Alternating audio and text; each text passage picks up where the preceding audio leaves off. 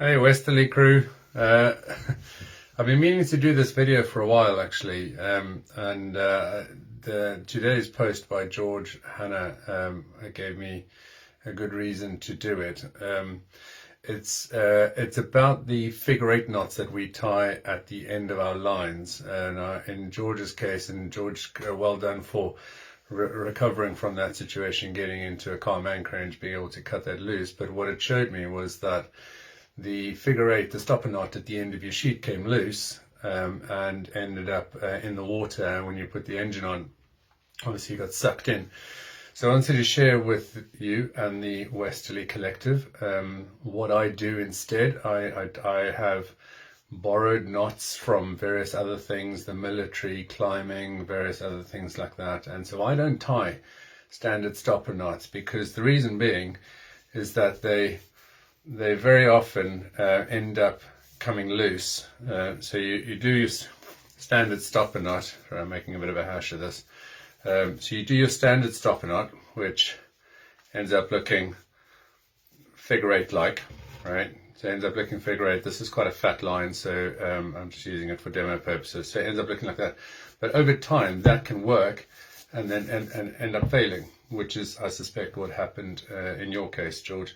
So I wanted to share this with you. It's a much more secure stopper knot. It's actually a stopper knot. It stops things, and it forms a little bit of a miniature monkey fist, but just as easy to break open as a bowline. So anyway, so what I do is start with the bitter end in a bite, bitter end towards you. So the bitter end sort of comes towards you. So the way I do it is super easy. Stick your finger in the bottom, right, like that. All right, no naughty jokes. All right, so stick your finger in the bottom, bite towards you, bitter end towards you, give it 2 twists, right, and then as it's facing downwards, pull the bitter end through. Then snug it down, dress it nicely, and you end up with a knot that looks like that. And it does not, for want of any play, does not come loose, all right? So I use these for a lot of things. I use this obviously for my sheets. I use them at the end of my fender lines to make sure that the fender doesn't pull through. I use them pretty much anywhere where there's a line, obviously, that I don't want it to pull through, because as we found with the standard figure of eight, it can open up and eventually come loose. So I'll show you that again. So put the bight in a rope, bitter end towards you, finger in underneath. Give it a couple of twists. All right, so I'll do that slowly again. So underneath 1, and then turn it over and go and fetch the bitter end, and then snug it down and dress it nicely, and that's it.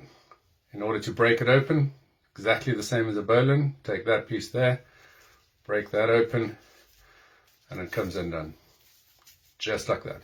If you're pretty skilled, and I can do a different video, you can actually do it with a double. It makes a massive knot, so I'm not going to do it in this thickness, but what I do use it for is like a 6mm line, 5mm line, 4mm line. I use it for my dog, for the leads. I do it all for all sorts of stuff. I use it for strops. I can make temporary soft shackles using, so if there was a stopper knot in here, I could do a cow hitch or a lark's head. I can never remember what people call them, but essentially that goes over like that. So if you imagine there's a knot in there, that goes over there, snugs that down, and then I've got essentially a soft shackle. All right. So temporary soft shackle can be broken open just as easily. It takes up a lot of ropes. I'm not going to show with this, it's a little bit fat, but if you practice it and you actually get it dressed nicely and get the loops running. If you want me to, I can show you. I've got some Dyneema downstairs, some polyester core, so polyester sheathed core Dyneema core braid stuff. Anyway, that I use for dog leads. I have some on the boat. I use it for if I want to raise my storm jib or anything like that, I tie a temporary soft shackle and I use that underneath. So anywhere where I need a strop I just make a long soft shackle out of the stuff using a double figure eight. But hopefully that's useful. Do that knot for you again. So yeah, so bitter end towards you. Stick your finger in the bite. Right. One loop. Stick your thumb in. Twist it over. Go fetch the other end. Snug it down, and you've got a really nice, super easy stopper knot. Anyway, I hope you find that useful. Use it, discard it, whatever you want to do with it. This is the way I do it. I've never had a knot come loose. I find these things super useful, and because I have that little technique where I do the twist, fish it through, pull it through, I make my stopper knots super quick, and I can break them open really easily. Just like that. Anyway, sayonara folks, enjoy, bye.